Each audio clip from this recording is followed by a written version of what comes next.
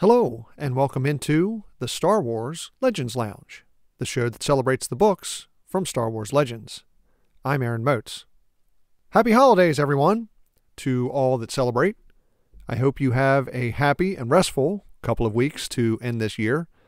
As always, I take 2 weeks of vacation at this time of year to spend as much time as possible with my family and to just decompress. And of course, to start out my vacation, I caught a cold. So I hope my voice holds up. I think you guys can probably hear it a little bit. I am getting over it. I feel a lot better than I did last week. But if it sounds like my voice is a little nasally, a little congested, then there you go. I'm getting over a cold.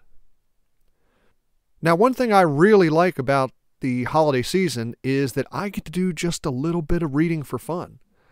Trust me, I love rereading the Star Wars Legends novels for the podcast, and I especially like reading the last few Legend stories that I haven't read yet, but I also need to mix it up every once in a while with something different, and I always try to get in a different type of book or two here at the end of the year, so I'm looking forward to that.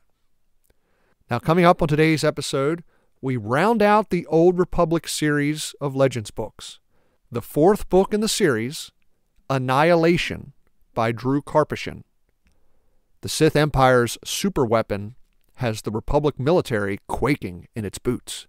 But now they have a plan, and it all hinges on Agent Theron Shan, the estranged son of the Grand Master of the Jedi Council.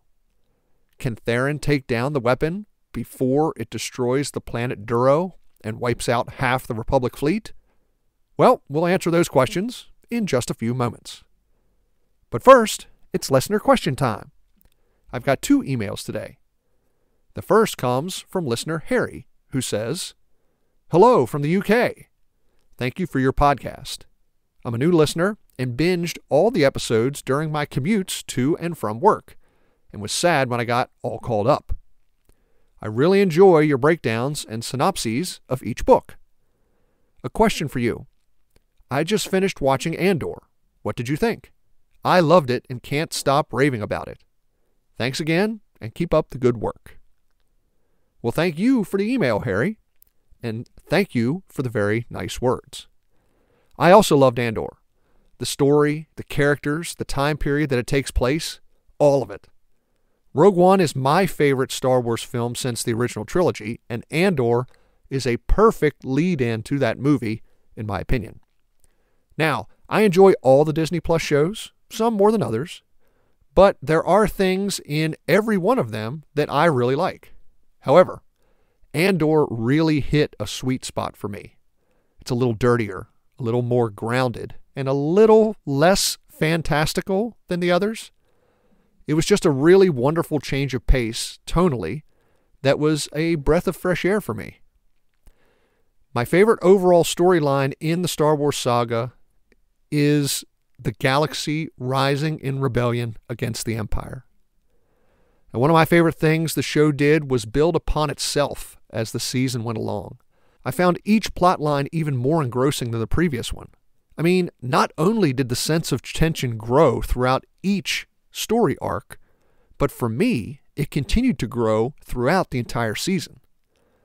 I wish we got a little bit more of Mon Mothma than we did, but of course, the show is about Cassian Andor.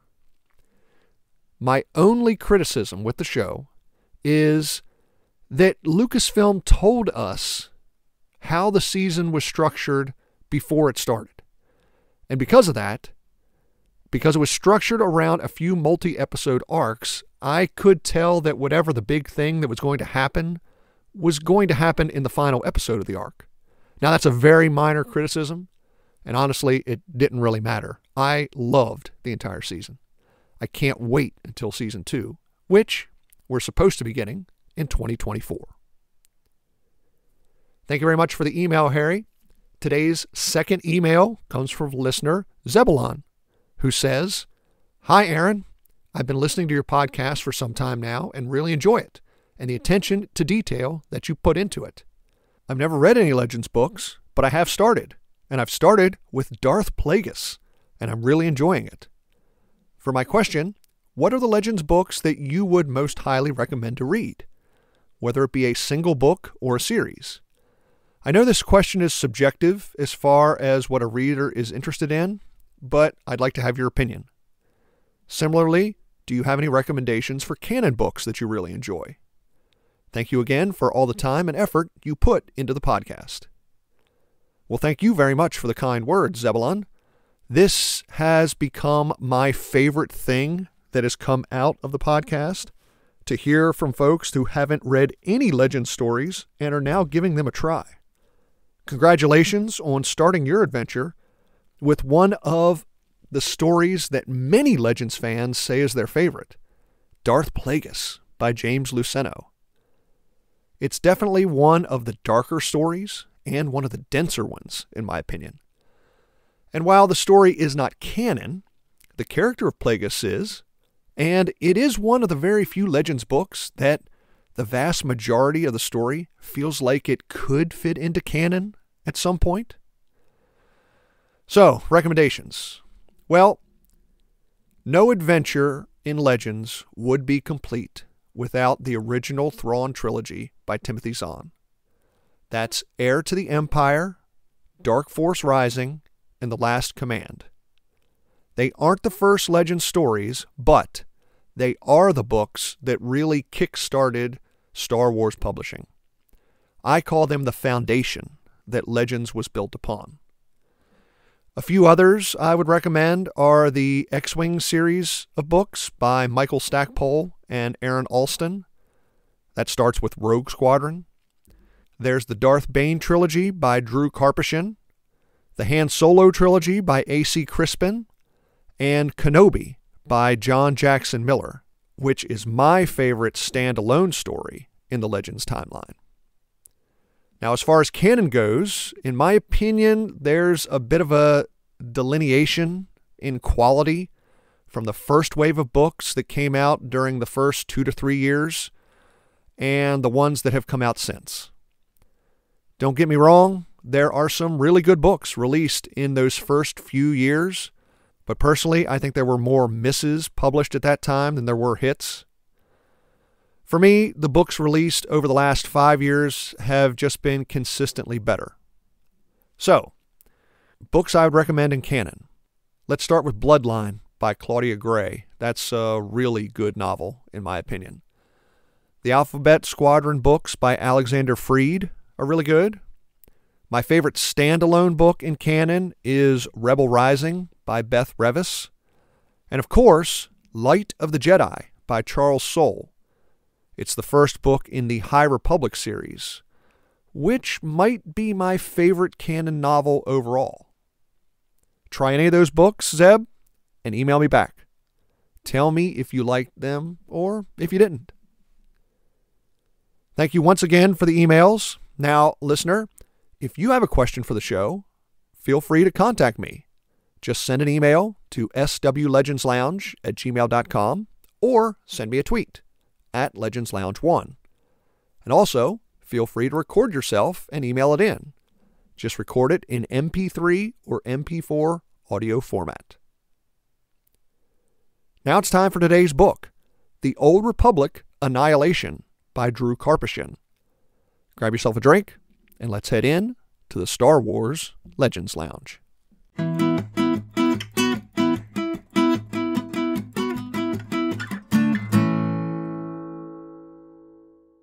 The novel begins in a cave. Jedi Master Satele Shan is in labor. We learn that Satele disobeyed her Jedi vows and had an affair. She was able to keep the pregnancy hidden for a while, but when she couldn't hide it anymore, she went into isolation, telling only Jedi Master Ingani Zhou. The two Jedi isolated themselves until Satele was ready to give birth. She has a son and decides to give the baby to Master Zhou, saying that her attachment to the boy will be dangerous for the Republic and the galaxy. Satele names her son Theron, but refuses to tell Master Zhou who the boy's father is. The story jumps ahead to find an adult Theron Shan working as a covert agent for the Republic Strategic Information Service, having no talent in the Force. Theron is on Nar Shaddaa, trying to free his Twi'lek friend, Tethys, from Morbo the Hutt.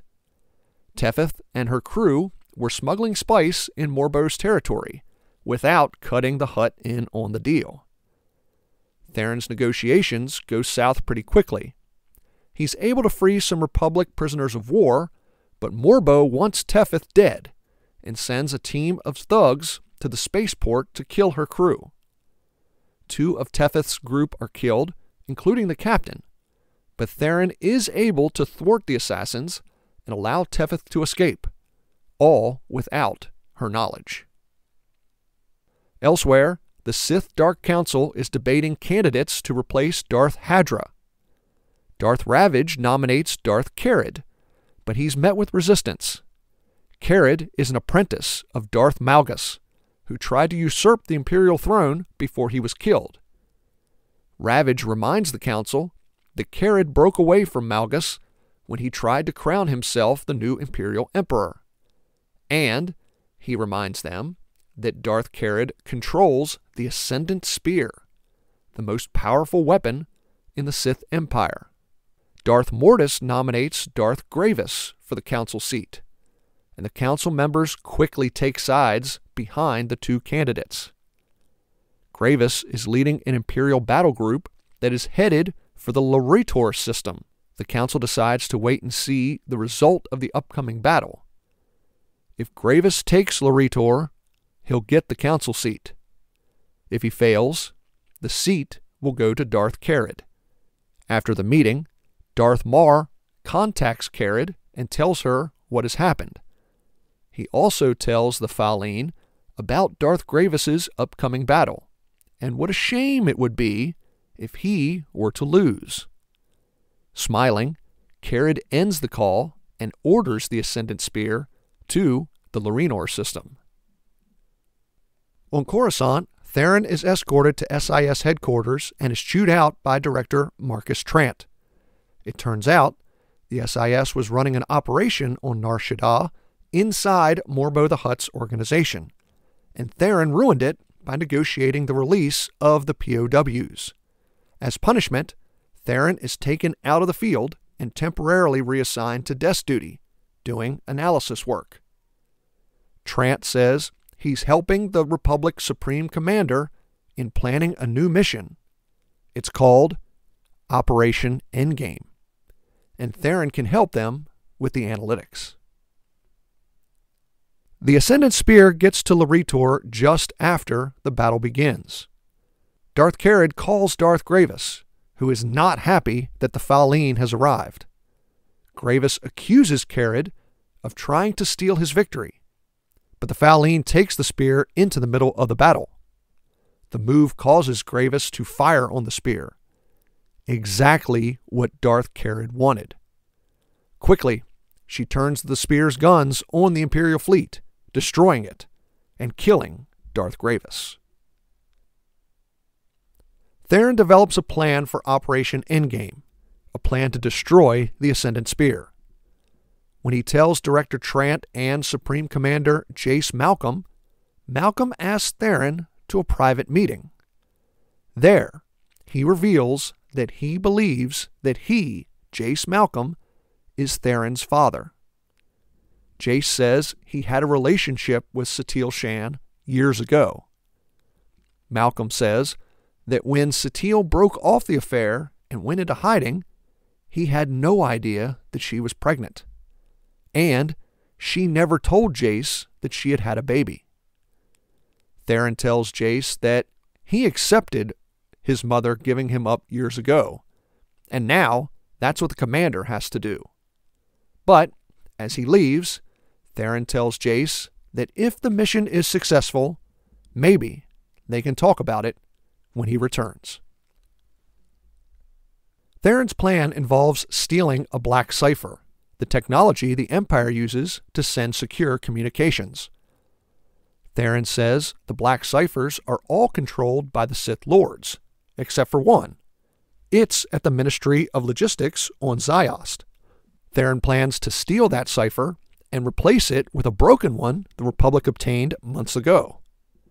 Theron and Jedi Master Nost Doral head to Ziost and split up. Theron sneaks into the Ministry of Logistics, while Nost Doral heads to the capital city's main power station. The Keldor Jedi Master destroys the station, turning off the power to the Ministry. Theron uses the distraction and the lockdown to sneak into the Ministry vault and switch out the black ciphers, allowing the Republic to monitor Imperial communications. They find out that the Ascendant Spear is docked for repairs at Reaver Station. But to sneak in, they're going to need an Imperial shuttle and IDs for Theron. They contact Tethys and ask her if her smuggling group can obtain the supplies they need. Tethys takes them to the group's leader, a man named Gorvich. They purchase the shuttle and the IDs, but they only have half the money on hand.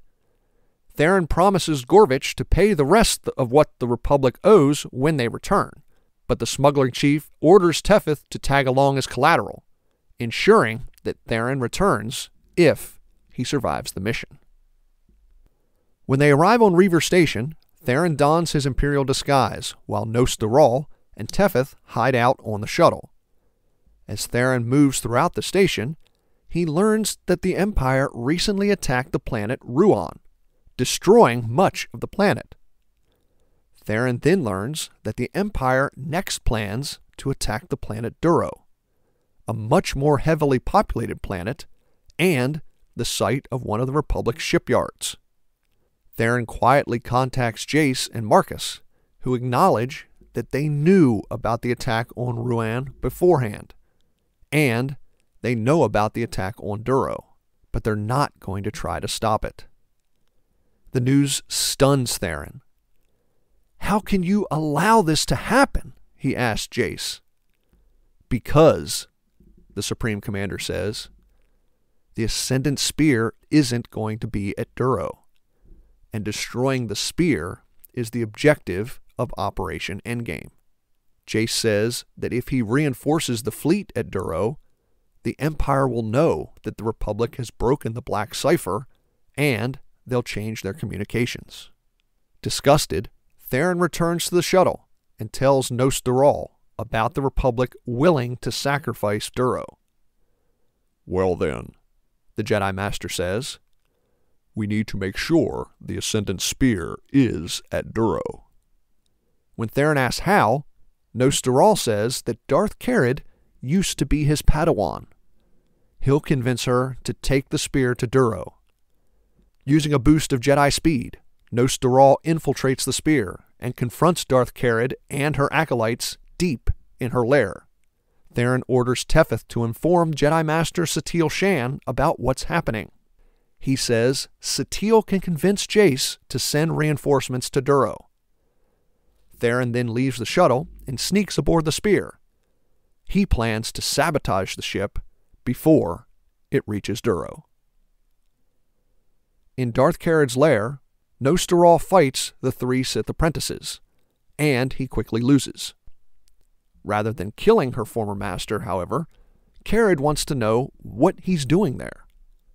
She tortures him, hoping to break the Keldor Jedi. But he simply tells her the truth, to a point. Nost Doral says that the Republic can intercept Imperial communications, that they've stolen a Black Cipher. The Jedi Master says that they know about the upcoming attack on Duro. When Carid asks why he's here at Reaver Station, the Jedi Master says the Republic has set a trap at Duro, and he was sent to keep the Ascendant Spear away from the battle. The story tricks Darth Carid into ordering the spear to leave Reaver Station and to head for the battle. Tethys arrives on Coruscant requesting to meet with the Grand Master of the Jedi Order, and she's immediately taken into custody by 2 security police officers. But Tethys turns the table, stealing one of their blasters and taking one of the officers hostage. She demands to see Satele Shan or she says she's going to kill the hostage. Soon, Master Shan arrives. When Tethys tells the Jedi about Theron's plan to sabotage the Ascendant Spear at Duro, the two head off to talk to Jace, who's skeptical. When he asks why Satele never told him about Theron, she says that she could see what the war was doing to Jace. It was forcing him to make terrible life-and-death decisions. Reluctantly, Jace agrees to lead a fleet to Duro, but he'll only do it with Satele and Tethys with him. Theron finds a secluded spot in the Spear's engine room. He slices into the ship's computers and waits for it to arrive at Duro. When Darth Carid drops out of hyperspace to find Jace's fleet pounding the smaller Imperial task force, she orders the Spear into battle. But Theron slices into the ship's sensors and targeting systems, causing its weapons to miss their targets. It allows the Republic ships to get a few shots in on the Spear, but eventually Carid finds Theron's sabotage and boots him out of the ship's computer system. Theron leaves the engine compartment and heads to the detention level. He slips into Nostaral's cell block and frees the Jedi Master. The two make their way to Carid's command pod and attack. Nostaral takes on Carid's acolytes, while Theron heads to the pod's control panel. He opens the pod, breaking Darth Carid's connection to the Spear, leaving the ship unresponsive. The Republic fleet takes advantage of the situation and starts pummeling the Spear. Frantically, Darth Carid tries to regain control of the command pod. Theron overloads the power pack on his blaster and throws it into the pod with Darth Carid. The blaster explodes, destroying the pod and killing the Falleen Sith. Following her death, Nostaral kills one of Carid's acolytes and chases away the other two. Theron and Nostaral make their way to the escape pods and launch, just before the Republic fleet destroys the Ascendant Spear. Operation Endgame is a success. The story ends with Theron inviting Jace Malcolm out for a drink, for a chance for the two to get to know one another. It's time for a break. When we come back, I'll talk more about Annihilation, the final book in the Old Republic series. I'm Aaron Moats. Stay tuned. You're listening to the Star Wars Legends Lounge.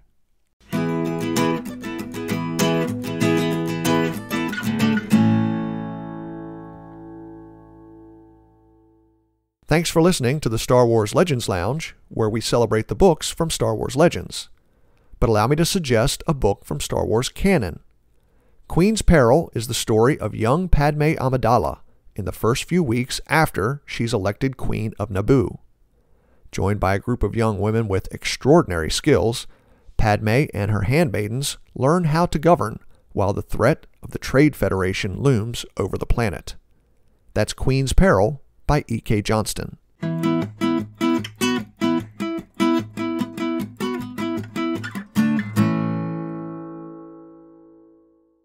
Welcome back to the Star Wars Legends Lounge, the show that celebrates the books from Star Wars Legends.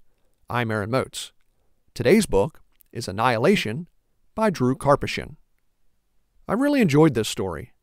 Of the 4 books in the series, I have to say that this is up there with Deceived. I think Deceived was still my favorite one. You know, the story of Aaron Lanier about the Jedi Knight that almost falls from grace in her quest for revenge over her slain Jedi Master. But this one's right up there with it. One of the things I really like about this book is the look at what would happen to a Jedi that does have a child, but decides to try to follow the rules of the Jedi Order. Now, obviously, Satele Shan went against some of the Jedi teachings. She had a relationship with Jace Malcolm. She had a child. But she realizes that attachment to that child would compromise her work for the Jedi Order, and it would potentially put the entire galaxy in danger. It's sort of an AU look at Anakin Skywalker's story. Yes, Anakin has the relationship with Padme. They have children, even though Anakin does not realize it. But Master Satele Shan is able to put the good of the galaxy above her wants and desires. Anakin could never really do that. What causes Anakin's downfall? He's obsessed with keeping his loved ones safe. Satele Shan's able to avoid this conflict of interest. She breaks off her relationship with Jace Malcolm. She gives up her son to be raised by another Jedi Master, knowing her love for her son could cause her to do terrible things in order to keep him safe. And it's something that she's not willing to do. Now, as far as Theron goes, I like the fact that he's not a Force user. All four of these Old Republic books give interesting takes on what it's like to wield the Force.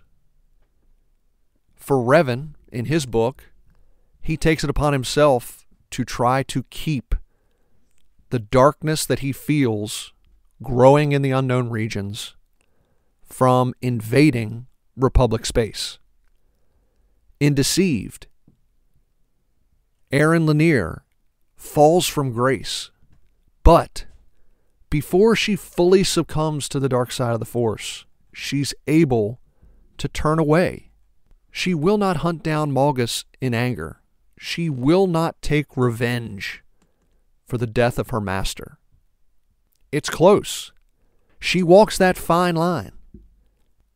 I would argue there's a couple times that she crosses that line to the dark side, but eventually she's able to turn away. In Fatal Alliance, we see a Sith apprentice struggle with the knowledge of what the Sith Order did to her mother. And we see a Padawan riddled with doubt that he'll ever become a Jedi Knight. And now in Annihilation, we see a Force user give up her happiness for the good of the galaxy, and her son, who, just with his name, Theron Shan, is somewhat burdened with the responsibility of being Satele Shan's offspring, but shows no skill in the Force and quickly learns to chart his own path. And I like how in Annihilation, just because he's not a Jedi, just because he's not a Force user, that Theron still tries to follow the teachings of Jedi Master Ngani Zhou. Theron continually tries to make the right choice, the choice that will benefit the galaxy, the choice to defend the citizens. He's willing to give up his own life to destroy the Ascendant Spear and to save the people of Duro. There's another character in this story, Supreme Commander Jace Malcolm, who is on the side that we're rooting for, the Republic, is making a lot of dark choices. The ends justify the means for Jace. He willingly allowed Ruan to be destroyed. Ruan's not a heavily populated planet. It has no real military importance. But tell that to the people that live there.